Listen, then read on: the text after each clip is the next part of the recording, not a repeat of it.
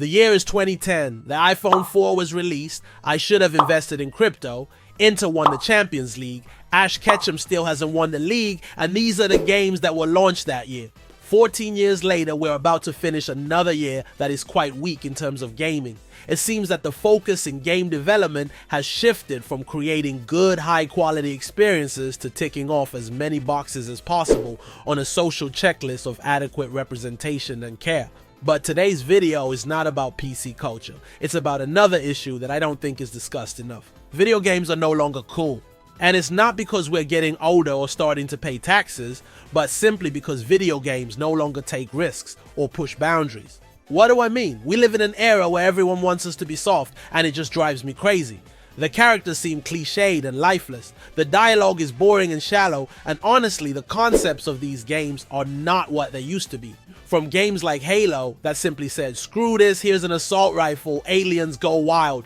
We've moved to titles that are afraid to even hint at whether your character is male or female. Now, I'm not saying that these days there aren't games that make you feel like Chuck Norris, because yes, there are amazing and explosive scenes, but I mean, when I play the game itself, that is pure gameplay. Most of the time I don't feel like Sylvester Stallone, but more like Danny DeVito, games that on paper are insanely cool like Elden Ring, no matter how cool my armor was, or the bosses are breathtaking. In the game itself, I felt like a strong and independent woman after 10 o'clock at night, mostly running and shouting and not manly yelling.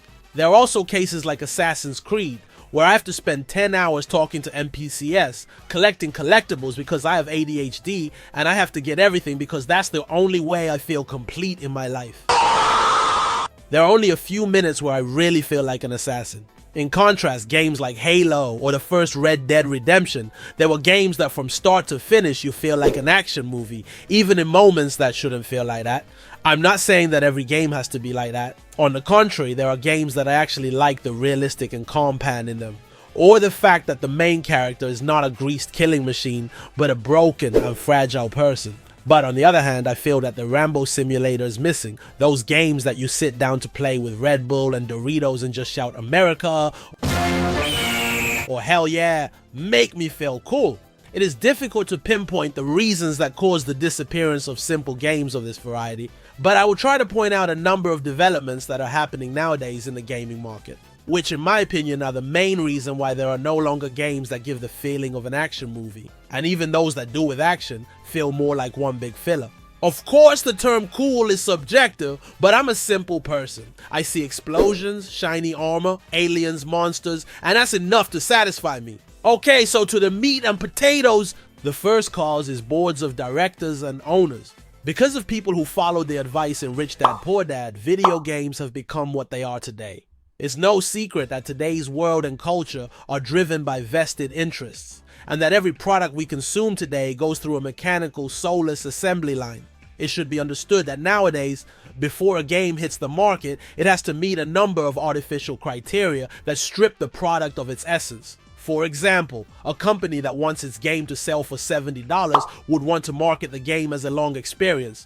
But oh, it's only 20 hours long. So what's the solution? Escort missions, a boring and meaningless open world whose sole purpose is to make you spend a few more minutes on the road to artificially extend the playtime. Escort missions, talking to NPCs for minutes about a boring exposition you're really not going to remember, and a bunch of other creative ways to make you spend more time doing nothing. Because you can always trust that these companies are about to lock in real quick when it's a matter of taking you hard day working all day at McDonald's money. I didn't care anymore! In addition, when a company releases a game these days, it often opts for a generic idea, the sole purpose of which is to check off a certain criterion. For example, a generic FPS game with a generic character in a generic world. The days are over when a game developer wakes up with a wild idea and decides that it could be a great concept for a video game. In the past, developers were gamers themselves. They had passion. They created games with a soul, with a vision, with a strong motif. The games had personality. Nowadays, a lot of releases are colorless. They are just another product on the assembly line. And usually when a product is part of a production line, it looks the same as the other products and is therefore boring. Or when the company's focus is on creating a game that is 50 hours long with a character that looks very specific and will not offend anyone. It is difficult to create characters with a soul and uniqueness. Therefore, the protagonist becomes an empty vessel with no personality, and such a character has not the faintest chance of being interesting. Because everybody knows that it don't about the breast or thighs, it's about the personality. The second reason video games have lost their charm is quite simple: their design. This problem also has a name: blanding. Blanding refers to the cross-market phenomenon of brands adopting similar minimalist aesthetic cues, ruled by the dictum, less is more. A good example of this can be found in the logos of various marketing companies. In the past, these logos had character. They were unique, but today, they have all become minimalistic, gray, and mostly lifeless. Now you're probably asking yourself how the fact that the Pringles logo has lost its sexy mustache and twinkle in its eyes has anything to do with the fact that I can no longer shoot innocents in my video games. Well, in one way or another, video games also suffer from this phenomenon. In the name of accessibility for all audiences, or games for everyone, the design of the games is becoming more banal. In the past, games that could not meet the realistic threshold found creative ways to overcome the technological obstacle, such as uniquely stylized art. Nowadays, video games tend to be divided into two categories: hyper-realistic games where you can see the salt in the sweat of the characters, or cartoon games like Fortnite. When games look the same, it's hard for them to stand out or be memorable because in the subconscious of gamers, the experience just seems banal. And when something seems pointless, it's hard to look at it with nostalgia. The next cause is perhaps a bit polarizing, but in my view, people are afraid to create cool characters. Okay, this sounds a bit general. Let me simplify it more. In the past, the characters we all loved had some kind of edge, roughness, or a unique design. Characters like Kratos, John Marston, Master Chief, hell, even Shadow the Hedgehog, they all had a shoot first and ask questions later mentality. Now, I know you can create good characters that have emotion and thought behind them, but at the end of the day, at least in my eyes, there is nothing more compelling than a bounty hunter or an ultimate soldier who have six-pack and oiled up. No homo, and goes to war alone against the world. And today, many games choose to give the player the option of male or female.